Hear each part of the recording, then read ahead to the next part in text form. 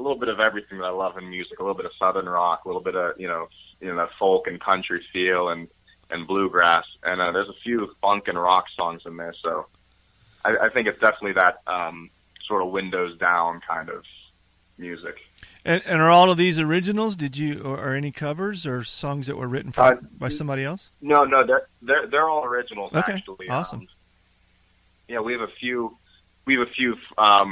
local musicians that feature their voices, or one features harmonica on it. We get a lot of our friends in the Pittsburgh community to lend their talents to it. Yeah.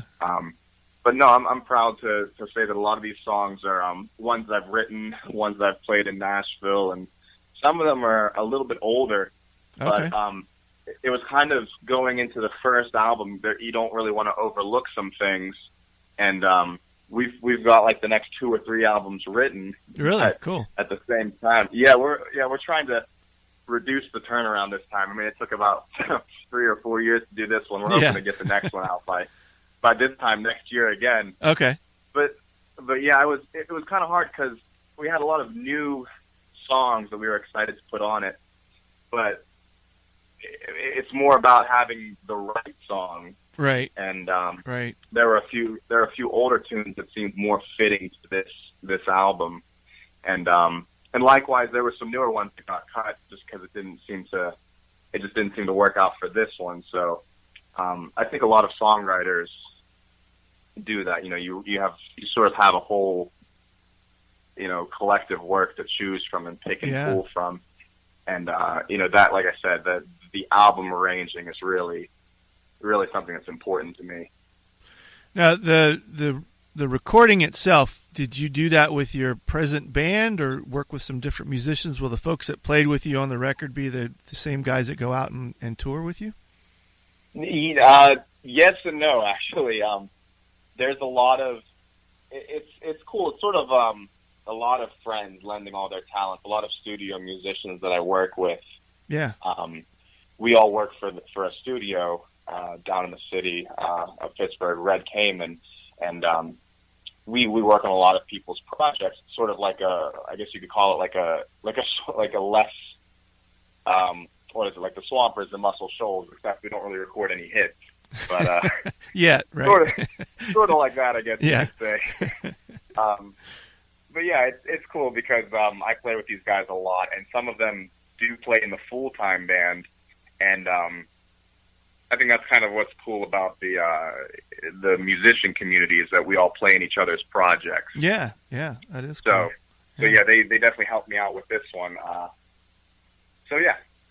So it just came out. What does it look like now for you to get out and move this record about and get some exposure and tour? Is there? I know you mentioned earlier you were hoping this would be the one. Do you have things already lined up? Is that in the works yet? Where do you plan on traveling with this record?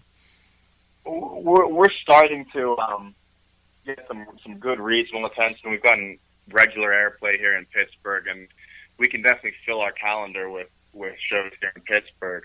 I think what's hard about contemporary music in any genre, not just Americana and country, is it's a lot harder than people think to get out there and start playing regularly. Sure. Yeah.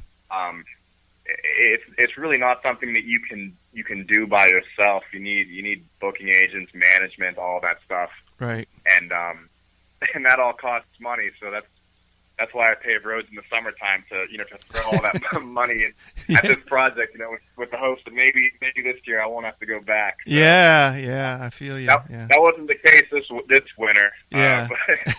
But on the bright side, we finished the record, so I'm happy about that. But yeah.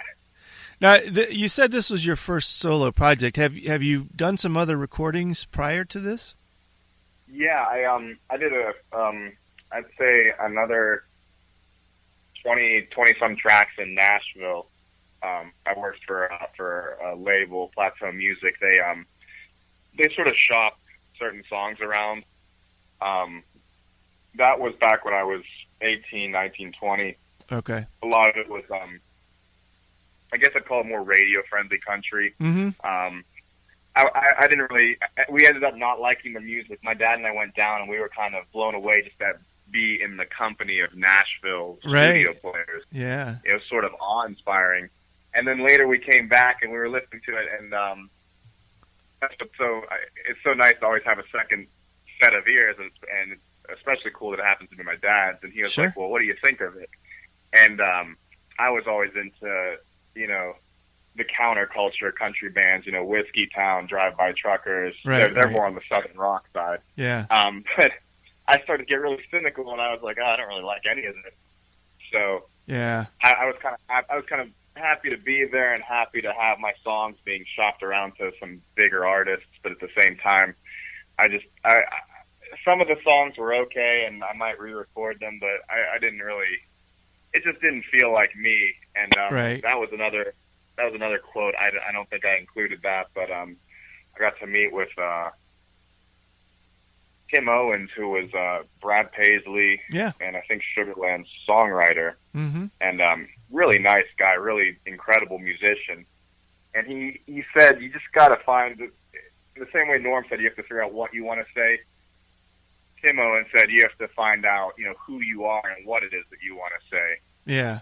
So yeah, that's cool. I kind of figured out that the popular side wasn't really me, and if I like rock and roll and all that stuff, I just find a way to make my own style. So I think that's what a lot of contemporary, good country rock is. You have people like Jason Isbell that use their different perspective to write some really incredible music. Right. Yeah. Yeah. That's cool. So, again, the new album is Drive All Night. Where can folks reach out, get in touch with you, find a copy of the record, listen to some of your music? Yeah, it's everywhere. We use CD Baby for everything, which is it kind of takes some of the stress out of it. It's on Spotify, iTunes, Pandora. Okay. We also threw it up on SoundCloud for free if people want to check it out, because the main thing is just getting people to take a minute to take a listen, and hopefully if they like it, then start tuning in. Yeah, and tell us your website. It's arispaulband.com. It features all the music, all the stuff that we're working on, shows, that kind of thing. And it's Aris, A-R-I-S, only one R, right? ARISPAULBAND.com. Yeah, awesome. Cool. Yes, that's correct. Yeah, good. Well, thanks, Aris. Enjoyed talking to you, man. This is good stuff. Yeah, hey, thanks for having me. Thanks again for tuning in to this episode of Americana Music Profiles. Find us on iTunes at Americana Music Profiles and on the internet at AmericanaRhythm.com.